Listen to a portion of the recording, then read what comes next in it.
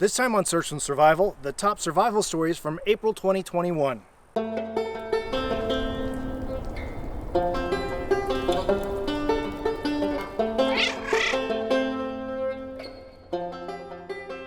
Welcome to Search and Survival, where we take a look at stories of those who have gone missing so others can learn how to survive. I'm Nakia. So let's take a look at the top survival stories from April. A 45-year-old hiker from Palmdale went missing in the rugged terrain of the Angeles National Forest, California, near the Buckhorn campground when he became lost.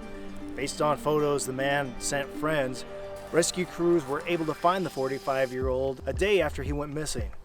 He was deep inside the Bobcat Burn, a restricted area for which he could face fines for being in. As a reminder, trails in areas affected by forest fires can be completely eradicated until foliage returns and terrain is stabilized. A woman died a month earlier also in California after she became disoriented in a burned area. In South Sisters, Oregon, a man phoned for help when he became stranded on a small ledge at around 9,800 feet. Though other rescue efforts were mounted, the man's tax dollars were put to work when a National Guard Black Hawk helicopter was finally called in to lift him to safety. Remember, if you find yourself in over your head, calling for help is one of the smartest things you can do. You've paid for the service, use it. And there were a number of people rescued from capsized vessels in April. On Elbow Lake in northern Minnesota, a man was rescued by a Good Samaritan from a capsized canoe and treated for hypothermia. Off the coast of Florida, near Pine Key Island, a 60-year-old man was rescued by the Coast Guard when his 16-foot catamaran capsized. In the Puget Sound near Alki Beach, Washington, Harbor Patrol went to investigate an empty kayak floating in the Sound and discovered a man clinging to the side. He'd been there for nearly an hour. He was exhausted and treated for exposure.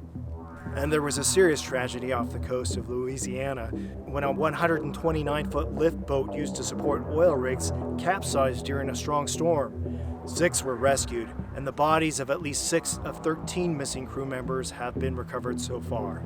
And east of Cape Cod, 5 fishermen were rescued from their burning vessel.